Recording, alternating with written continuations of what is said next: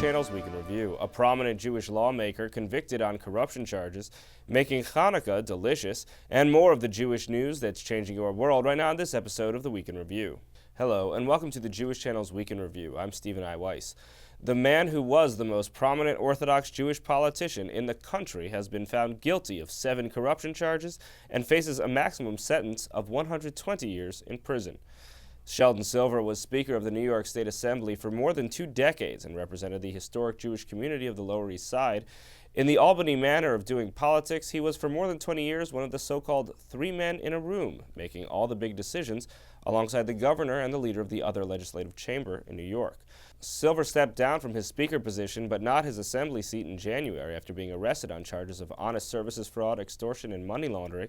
The most well-known of the charges relate to a kickback scheme involving payments to a cancer research center at Columbia University, also run by an Orthodox Jew, Dr. Robert Taub, in which state funding went to Taub's center in exchange for Taub sending mesothelioma clients to Silver's law firm. The total tally of ill-gotten gains for Silver was approximately $4 million.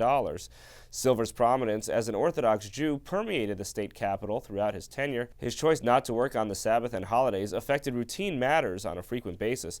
At times, his observance had a major influence on the entire operation of the nation's third-largest state. Several times, the state's budget was delayed for a significant period due to Silver's preference to avoid any negotiations during the entire Passover holiday and some time on either end of it. In 1997, a budget negotiation was set aside for an 18-day hiatus for the legislature around Passover. In 2003, the break was 12 days. In 2006, Silver raised a fuss over the fact that then-Governor George Pataki planned to veto bills during Passover. All these episodes and many more about Silver and the Orthodox community he was a part of were regularly recorded in the New York Times and other newspapers. Silver's orthodoxy was part and parcel of the coverage coming out of the State House. Silver represented a new generation of orthodoxy in seeking public office and the public eye while maintaining an observant lifestyle. Alongside former Senator Joe Lieberman, Silver created an image of orthodoxy in the public mind and of what it meant to be orthodox in the modern workplace. With Silver and Lieberman's observance prominently displayed, Orthodox Jews had an example they could point to of how leaving early on Fridays and being absent on Jewish holidays and keeping kosher throughout could be possible within the larger professional world. Now, one of the prime examples of that observance will be in prison for years to come. Moving on, it's Hanukkah season, and Meredith Gansler has some holiday food knowledge to share. When you think of soul food, your stomach probably starts to rumble for the food of the South, often popular in the African-American culture. But author Carol Unger describes Jewish soul food in her recent book about traditional Jewish cooking and what it means, as focusing on the deep symbolism in the foods we eat. There really is a very strong vein of tradition that's going through of Jewish people sort of kneading and baking and cooking with this idea of telling the Jewish story in our foods. Our foods aren't random because they taste good. Take the traditional Hanukkah food, latkes. Judah Maccabee didn't eat potato latkes because people didn't eat potatoes back then. Instead, Unger showed me a different recipe for the holiday to evoke 2 Hanukkah miracles. Okay, Carol, so we are getting ready for Hanukkah, and we're going to make ricotta or a cheese latke, right? Yeah. One thing I'm noticing with these latkes, no potatoes. Tell me the significance of eating this food for the holiday. Well, the reason I chose this rather than potato latkes is because it kind of incorporates 2 themes of Hanukkah. First of all, you've got the fried, so the fried reminds us of the miracle of the oil. The cheese in the latkes also reminds us of the biblical story of Judith, which is read on the Shabbat of Hanukkah. Judith is an Israelite heroine who tricks the general of the conquering Assyrian army. She feeds him cheese to make him sleepy before cutting off his head. The Assyrians, without a leader, flee, saving the land of Israel. And so, not only do we eat fried foods, but also dairy products during the holiday. And you've got a huge bang for your buck on the soul food level. The recipe is simple. Mix sugar, flour, eggs, and cheese together. And then heat canola oil or butter in a pan and fry until golden brown. You can top the latkes with powdered sugar for extra sweetness. See, I told you, she's the one. Kreplach, often described as Jewish ravioli or Jewish wontons, is another dish with a deeper meaning, Unger says. It's divine mercy covering divine justice. Like the mercy is white, that's the white dough, and the justice is the red, the meat. And the idea is that, like, we eat it on holidays where there's this kind of theme of mercy and justice going on, like Yom Kippur. Tasting the meaning behind the food makes eating a holy experience, Unger said. And it's a time the family comes together, and it's a time that the family tells stories, and we reinforce our identity. So we eat foods that kind of remind us who we are. It's not just about making it look pretty and, just having something that's going to blow everybody's mind because it's like so complicated and plated and multi-layered and God knows what. Wishing you a happy and delicious Hanukkah. For the Jewish Channel, I'm Meredith Gansler.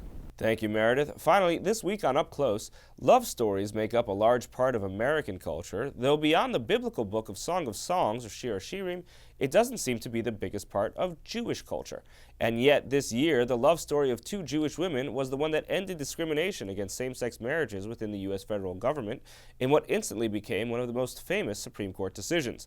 Arguing that case was lawyer Roberta Kaplan, and she shares her story and theirs in Then Comes Marriage, United States v. Windsor, and the Defeat of Doma. And then, two women are trying to put love stories into the heart of the Jewish tradition with retellings of folk tales, love letters from prominent Jewish thinkers, and more. Penina Schramm and Rabbi Sandy Eisenberg Sasso discuss their partnered effort, Jewish Stories of Love and Marriage, Folk Tales, Legends, and Letters. Here are some of the highlights of my interview with Roberta Kaplan. So U.S. v. Windsor, the case that essentially ends gay marriage discrimination by the federal government, is a huge civil rights victory. And this case was extremely personal for you from day one. I got a call. My client is this incredible woman, now 86, by the name of Edie Windsor, whose spouse, both Jewish by the way, whose spouse Thea Spire passed away in late 2009. And they'd been married, they'd been together for 44 years, and they were married before they died. But because of this law that we attacked, the so-called Defense of Marriage Act, the federal government treated their marriage as if it never happened, as null and void. And Edie had to pay a huge estate tax bill to the IRS, again, as if she'd inherited everything they kind of amassed over all the years, including their apartment, from a stranger. But that must be odd for you as the lawyer arguing in this case to say, because presumably you feel that you contributed, something to making this legal argument win. Well, I think we did a really good job in the case. I'm very proud of the job we did. I think if you read our brief, it's a brief that anyone can understand. The first 8 pages are a love story. You don't have to be a fancy lawyer to understand what we said. I think anyone can. I think I did a pretty good job arguing in the Supreme Court, and I handled their questions pretty well.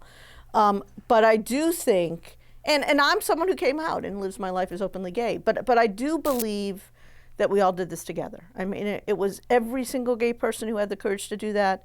It was all our friends and allies. It was, the Jewish Theological Seminary for the first time ever in its history putting in an amicus brief on our side.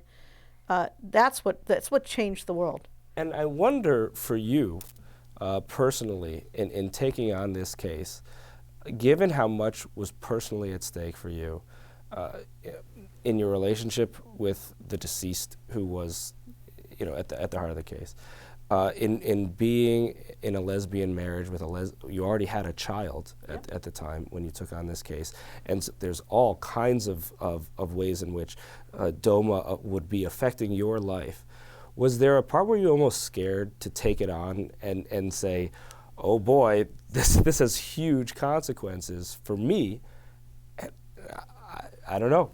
So the short answer is no, but the longer answer is more complicated because, I put a Post-it on my computer when I was working on the case that said, it's all about Edie Stupid, borrowing from the Clinton campaign. And part of that was to constantly tell myself that the way we're going to win this case was to focus on the facts of Edie and Thea's life. If we could convince the justices that their marriage was the same as anyone else's, which it was, we thought we would win. But after that, I think, when looking back, I think there was another reason I put that Post-it up there, and that was to constantly remind myself, at least subconsciously, that my duty as a lawyer was to kind of put my own mishigas, for lack of a better term, out of it, and to focus only on Edie. I think that's my job in any case. I do that with any client. But here, for the reasons you mentioned, because it was so personal to me, it was really important that I stay focused on dividing and creating that division. And I think I did a very good job of it for the most part. You can see the full episode of Up Close on the Jewish Channel on cable. You can also listen to the full audio of Up Close as a podcast, available on iTunes or in your favorite podcast player.